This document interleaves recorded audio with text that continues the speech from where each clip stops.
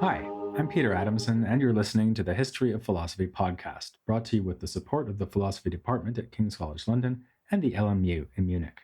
Online at historyofphilosophy.net.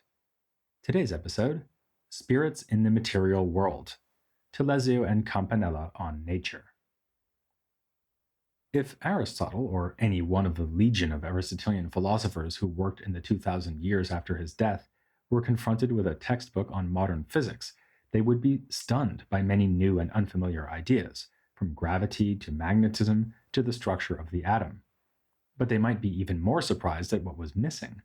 Where, they would ask themselves, are all the references to the four elements, to the natural places toward which the elements tend, fire and air moving upward, water and earth downward? Where, above all, are the references to forms? For the Aristotelians, understanding nature was in large part about understanding forms, both accidental and substantial.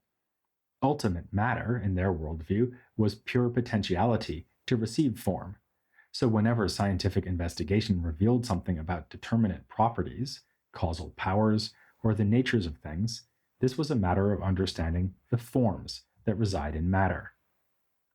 There was no one moment that European philosophy gave up on hylomorphism, that is, the theory that all things are constituted from matter and form, in Greek hule and morphe. Science did not move from Aristotelian physics to modern physics in just one step. The change was instead, and as usual in the history of philosophy, incremental.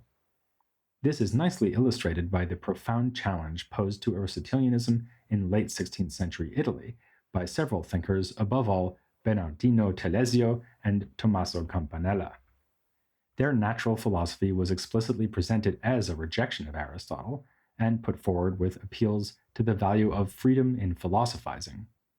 As Campanella said, such freedom led to the sort of innovations that Europe was seeing at this time, ranging from the telescope to the printing press and gunpowder weaponry. All the new doctrines, he observed, please and render admirable both the state and religion, and they make it so that subjects turn more willingly to their duties. From foreigners, they elicit admiration and obedience. Yet the self-consciously original and innovative new science, put forward by Telesio and eagerly adopted by Campanella, was itself a version of hylomorphism. Telesio made this point himself. In his treatise On the Nature of Things, first published in 1565 and appearing later in revised editions, he argued that if Aristotle had been more consistent in following his own principles, he would have reached very different conclusions. In particular, he reminded readers that in the first book of Aristotle's Physics, we are told that all change requires three factors: something that undergoes the change, the feature that is acquired or lost as a result of the change, and the absence of that feature. Abstractly speaking, we can say that what undergoes change is matter, the positive feature is form, and the lack of form is privation. Yet Aristotle's own physical theory looks more complicated. Even his basic elements have more than one positive feature, since fire, earth, air, and water each have two primary features. For example, fire is hot and dry, water is cold and wet, and so on. Telesio wanted to keep things simpler. For him, there were only three principles: matter, heat, which plays the role of form, and the absence of heat, also known as cold. With these three principles, he thought, he could explain the whole universe. Thus, the Telesian universe is Aristotelian in general structure and un-Aristotelian in detail. Neither Telesio nor Campanella after him adopted the new Copernican astronomy, so they still had the Earth unmoving at the center of the universe, just as Aristotle had said. But where for Aristotle the celestial realm was constituted from a fifth element that is neither hot nor cold, Telesio said that the luminous heavens are the body that is primarily hot, heat being closely associated with light. The earth, by contrast, is cold, and is thus opposed to the nature of the heavens. These two, earth and the heavens, are the first bodies in our cosmos. Other bodies are formed through their interaction, as the active principles of heat and cold struggle against each other, producing ever more complex natures. Most basically, heat causes expansion, and cold contraction, which is where moisture and dryness come from. These two properties are derivative from hot and cold, not on a par with them, as Aristotle believed. More complicated phenomena arise thanks to the stars, especially the sun. As they move over the Earth, the increased heat in the affected parts of Earth causes them to transform into vapors, fluid, metals, and stones. More generally, variation in heat and cold due to heavenly motion can produce the bewildering multiplicity we see around us. According to Telesio, heat and cold are not bodies. Instead, body is that which they act upon, and for him, this is matter. What undergoes change, in other words, is not a mere seat of potentiality for the reception of form, as in Aristotelianism. It is a corporeal mass, a stuff whose total quantity never changes. In a dramatic shift away from the Aristotelian tradition, Telesio recognizes bodily matter, heat, and cold as substances and thinks that all the more complex natures that arise in matter are accidental to it. Though matter has its own rudimentary nature insofar as it is corporeal, it is inert and passive, even dead, as Telesio puts it, echoing a remark made by Plotinus, who called matter a decorated corpse. Matter, and the earth made from it, have a tendency to move towards the center of the cosmos, but this is not a natural downward motion like the one Aristotle ascribed to earth and water. Rather, it is just a matter of falling, since matter has no active power at all. Cold and hot, by contrast, are active principles. Here he has in mind not just the capacity to warm and chill, or, as we already saw, to cause expansion and contraction. Heat and cold also tend to pursue what is similar to them, as when fire comes together to make ever larger blazes, and to repel what is dissimilar to them, as when water is boiled away by fire. So the two fundamental principles are always working to preserve themselves and destroy what is contrary to them. This is an observation with far-reaching implications. It leads Telesio to claim that the two agent natures, heat and cold, must always be capable of sensation. We lazily assume that sensation must involve sense organs, but this is not the case, as such organs are needed only for more sophisticated forms of sensation. The mere fact that cold and heat flee one another shows that they are, in a very crude way, able to respond to what is around them, while stones and plants have yet more sophisticated forms of sensation. As Campanella will later explain in his exposition of Telesio's views, sensation is really just the ability to respond to being affected. So we should count warm, fluid air, for instance, as being highly sensitive because it shapes itself so readily around other objects. In general, says Campanella, heat and light are the most sentient things in the world, and the entire world senses in greater or lesser degrees. More advanced creatures like animals and humans have a higher form of sensation, but this is still a fundamentally physical phenomenon. In humans, sensation occurs when the warm spirit that flows through the body is affected by things in the person's environment. The spirit Telesio is talking about here is a borrowing from the medical tradition. Galen explained all manner of animal capacities by appealing to pneuma, a subtle, warm, and airy sort of breath that flows around the body. Yet again, Telesio is putting a traditional idea to untraditional ends. For him, the spirit is not the instrument of the soul, as doctor philosophers like Avicenna and Ficino had taught. The spirit just is the soul, so the composite of spirit and body is the same as the whole animal. Here we can see the extent to which Telesio has indeed departed from hylomorphism, as the Aristotelians understood it. The soul is no longer a substantial form, but warm air or spirit circulating through the body. However, this literally breathtaking materialism comes with a major caveat in the case of humans. Telesio believes that, in addition to the seed-like soul that is spirit, humans alone, among animals, also have an immaterial divine soul, which is created directly by God. It turns out then that his materialist revision of Aristotle is complemented by a borrowing from Platonism. Yet Telesio's novel philosophical approach shows itself even here. He gives the divine soul little importance when it comes to our knowledge of the natural world, because it is dependent on the deliverances of sensation. This, in fact, is how Telesio begins his treatise On the Nature of Things, by saying that where the ancients used abstract reasoning to do science, he will take recourse only to sensation. The Aristotelians insisted that true knowledge is universal in character and involves grasping the essences of things, but Telesio argues that universal thinking is inferior to sensation. It is really just a vague generalization of what we have experienced. To recall that all the giraffes one has encountered had long necks is wholly derivative of and less informative than the knowledge one has when inspecting a particular giraffe. Campanella gives the example of seeing something approach from a distance, first thinking it is some sort of animal or other, then realizing it is a human, and only then realizing which particular man is coming. This illustrates the fact that grasping a particular through sensation is more informative than thinking abstractly about universal species and genera. Yet it was the latter that the Aristotelians supposed to be the most appropriate for science. Francis Bacon famously called Telesio the first of the moderns, and you can see why. Already in the 1560s, he was proposing a new natural philosophy that resonates with those that will emerge in the 17th century.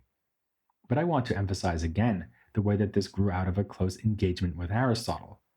Even the appeal to heat and cold as fundamental explanatory principles has some basis in Aristotle's writings, in particular in the Meteorology, whose newfound importance during the Renaissance we've had occasion to mention in a previous episode. In fact, even Telesio's irreverence toward the ancients could find support in the ancients themselves. While attacking Aristotle, he quotes Aristotle's own justification for criticizing his teacher, Plato, namely that we must value truth above even our friends. Likewise, Telesio's adherent Antonio Persio, who wrote a treatise on the nature of fire and heat in defense of this new natural philosophy, said that the ancients valued scientific innovation, so why shouldn't the moderns? One reason that followers like Persio appreciated Telesio was that he offered the chance to provide new answers to old questions. Telesio wrote a treatise on colors, for instance, in which he explained the spectrum between white and black in terms of light giving heat and its absence. In medicine, too, it seemed useful to appeal to heat and the mechanistic processes derived from heat. We saw that already with Cardano, who appreciated Hippocrates' identification of soul with heat. For a concrete application of the idea, we can mention Telesio's theory of the pulse, according to which it is caused by the compression and expansion of spirit in the vessels, which results when the heart dilates and contracts. The phenomenon of sleep was another point in favor of Telesian theory. It is no coincidence that we are warmer when we are awake, engaging in sensation and other activities, and cooled down when the bodily system shuts down at night. With all due respect to Persio, the most famous thinker to be carried away with enthusiasm for this new theory was Tommaso Campanella. We already met him as author of the famous utopian work, City of the Sun, but that is only the most renowned of his many writings. He also composed treatises on politics, theology, the evils of Protestantism, metaphysics, and natural philosophy, with the latter part of his output heavily influenced by Telesio. As a young scholar, Campanella even traveled to meet the great man, arriving just too late and getting to see only Telesio's corpse. This being the Renaissance, Campanella dealt with the setback by writing a poem. He had encountered Telesio's ideas during a period of intense study, which involved surveying ancient literature and more recent offerings, seeking to compare what he found with the Book of Nature. This was a favorite metaphor of Campanella's. God has given us two books, the revelation of the Bible and the world itself. In a typically provocative line, he observed that the universe is the better of the two books for those who know how to read it, since it is inscribed in living letters, not like Scripture in dead letters, which are only signs, not things. Campanella shared Telesio's delight in complaining about Aristotle's failures to read the Book of Nature correctly. He was thus at pains to distance his fellow Dominican, Thomas Aquinas, from the stain of peripateticism. Surely Aquinas could have been no follower of Aristotle, he observed, given that he would hardly have defied the condemnations the Parisian authorities aimed at Aristotelian philosophy. If Aquinas nonetheless explored that philosophy, it was only to expose its weaknesses. But Campanella was no more slavishly committed to the Church's teachings than those of Aristotle. He spoke up in defense of Galileo, writing an apology on his behalf in 1616. As he wrote to Galileo, his goal was to show that the manner of philosophizing practiced by you is more compatible with divine scripture than its opposite, or at least rather more than the Aristotelian manner of philosophizing. This despite the fact that, as I mentioned, Campanella was not himself persuaded by the Copernican astronomy being expounded by Galileo. He simply bridled at the notion that scientific inquiry would be met with suppression and censorship. No doubt he recognized something of himself in Galileo, having seen the works of his hero, Telesio, put on the list of proscribed texts by the Inquisition, and having himself been arrested for heresy. As we saw in the episode on utopias, Campanella spent 27 years in prison and wrote many of his works during that time, including the defense of Galileo, making it an even more impressive act of courage. Already before these travails, Campanella must have known he was flirting with danger by embracing Telesian philosophy. When he was still a young prodigy, a cardinal asked to assess him for the Duke of Florence said of him that he was possessed of a beautiful mind, but had no hope of a good outcome, since his doctrine is Telesian, and full of chimeras, madness, and things that apparently can sound good at table to the ignorant, but that possess neither substance nor foundation. To promote Telesio's natural philosophy was to court controversy, and in fact, Campanella's first work was a rebuttal of a treatise entitled Defense of Aristotle against Telesio by Giacomo Marta. Not content to argue for the cogency of Telesio's conception of nature, Campanella added invective aimed in Aristotle's direction, dismissing him as a non-Christian of poor character. Far more important than Aristotle's personal failings, though, were his failings as a philosopher. We should look not to him for truth, but to our own experiences. No less than Telesio, Campanella was devoted to the principle that philosophy should be grounded in sensation. While he allowed that it could be fitting to rely on authority, one should take heed only of predecessors who likewise took their guide from experience. But to these empiricist strictures, he added an emphasis on the primacy and importance of self-knowledge. He contrasted perception of external objects to the constant awareness we have of ourselves, which he called presential knowledge. Here, Campanella is finding a bit more for Telesio's so-called divine soul to do, by making intellect or mind a self-directed power. Like Augustine before him and Descartes after him, he thinks that thoroughgoing skepticism can be defeated by appealing to the phenomenon of self-knowledge. Your grasp of yourself is one thing you cannot be wrong about. The mind is also our way of grasping supernatural things, that is, God and the angels, and our possession of it allows us to outlive the death of the body. In the end, it will be through the mind that we achieve true happiness by contemplating the divine. As with Telesio, it looks like a healthy measure of Platonism has been mixed into Campanella's antidote to Aristotelianism. That impression is not a misleading one. Another author he admired and cited frequently was Marsilio Ficino. Ficino's revival of Neoplatonism may seem a strange combination with the down-to-earth explanatory accounts offered by Telesio's physics, but Campanella was able to find points of commonality, notably that the Platonists recognized a world soul that vivifies the entire cosmos. Now, this is not exactly what Telesio had wished to say. He held that air and stones are sensitive, not that they are ensouled. His was a theory of universal perception, not one of universal animation. But Campanella could find comments in Ficino that fit tolerably well with the Telesian picture, as with a passage from Ficino's commentary on Plotinus that spoke of a hot spirit nourishing the world and breathed out by the world soul. He also found common ground with Platonism when it came to the ultimate destiny of humankind. High-flown speculations about an immortal life contemplating divinity sound pretty far removed from a physical theory grounded in empirical observation, but remember that Telesio's active principles, heat and cold, constantly pursue their own preservation. When we look towards immortality, we're just doing the same.